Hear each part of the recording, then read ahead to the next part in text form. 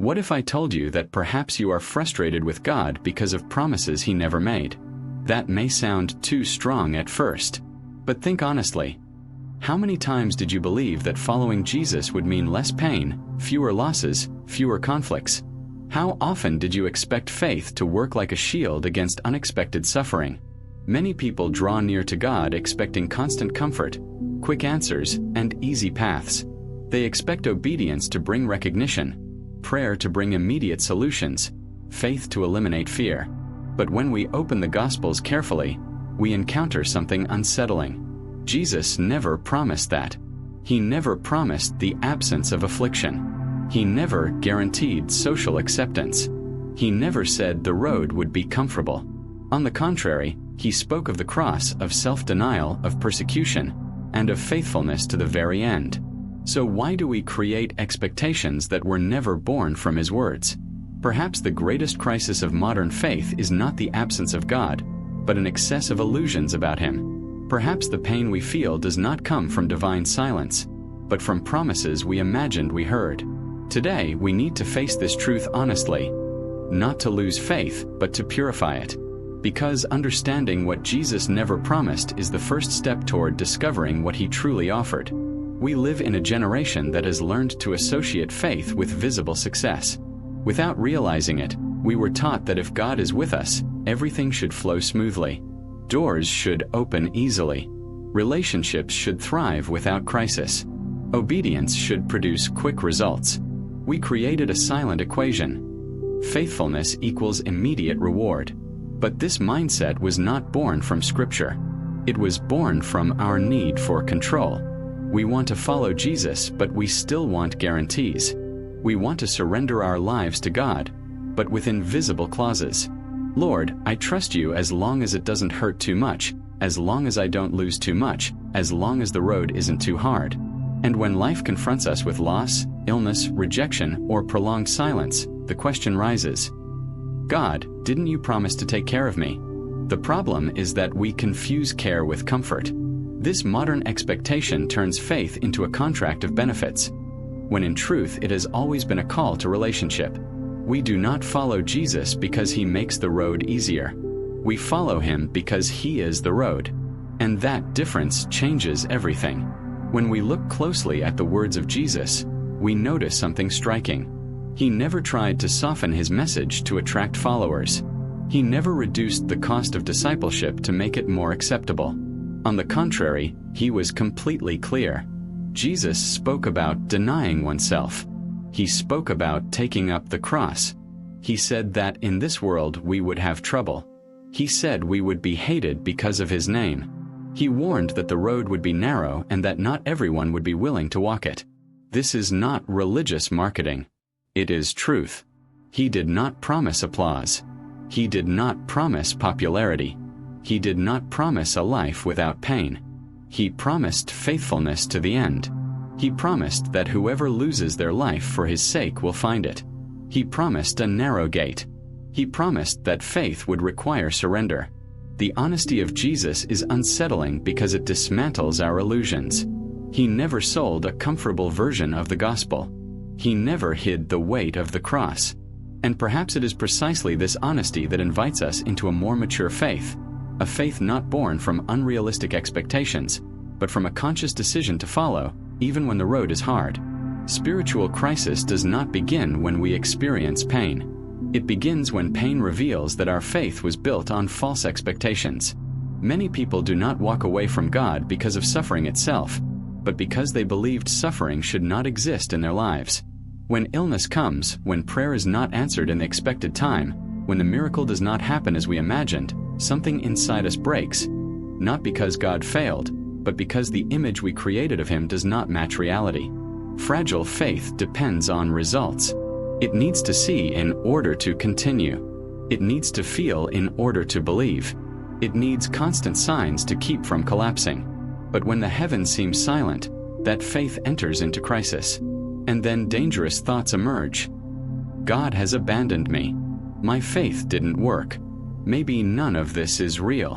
But the truth is deeper and more uncomfortable. Perhaps we never learned to trust God without guarantees. Crisis, as painful as it is, can become a point of purification, because when imagined promises fall away, only what is real remains.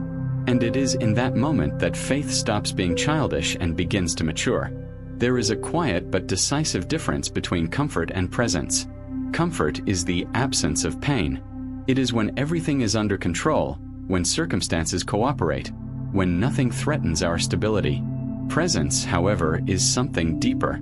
Presence is knowing that even when everything seems to be falling apart, you are not alone. Many of us seek God's comfort, but what He promised was His presence.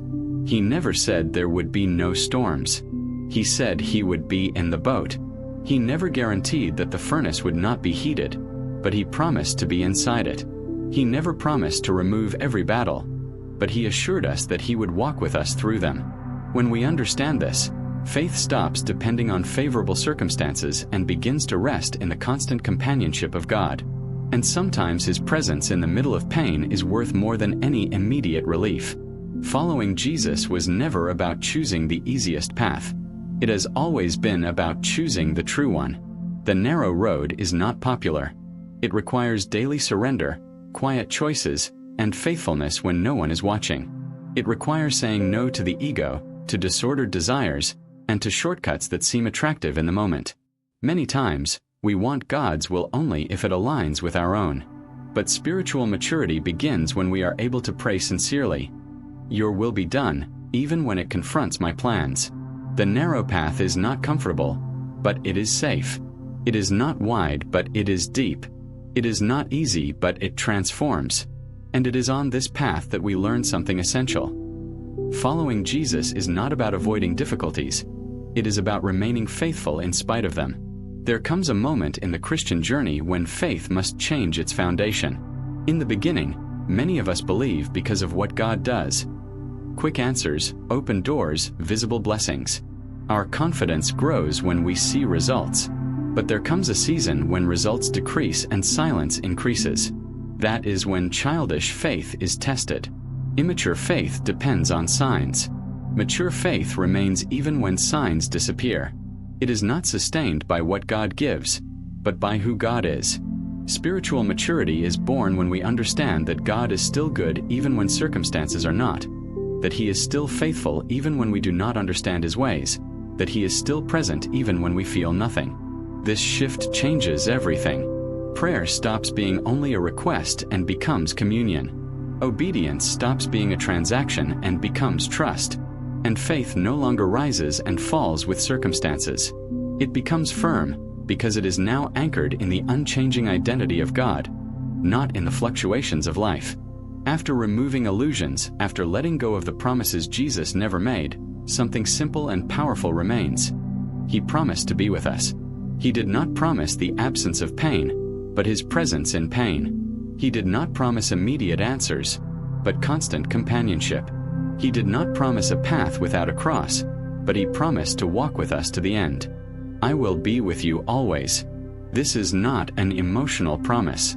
It is a structural one. It is the foundation that sustains the disciple when everything around seems unstable.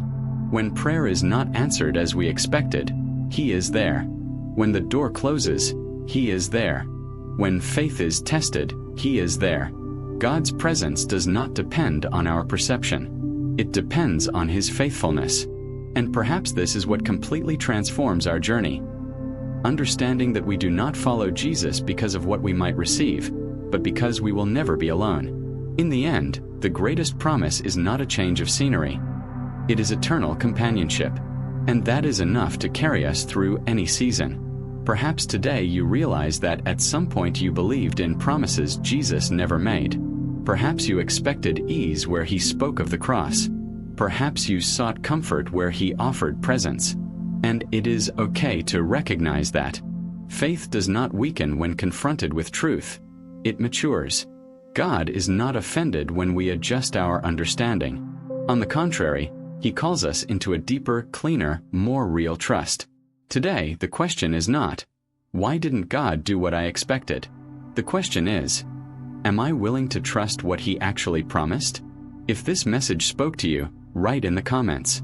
I choose to trust presence, not expectations. This strengthens your decision and encourages others as well. Like this video so this reflection can reach more lives. Share it with someone who needs to realign their faith without losing hope. And subscribe to the Sacred Silence channel to continue growing spiritually with depth and discernment. Because in the end, it is not about imagined promises. It is about real presence. In the noise of the world, God still speaks in silence.